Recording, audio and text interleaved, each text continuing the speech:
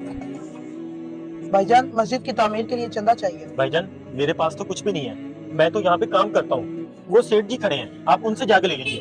मैं 2.5 लाख भाई ट्रांसफर साहब, कर। हाँ हाँ ठीक है।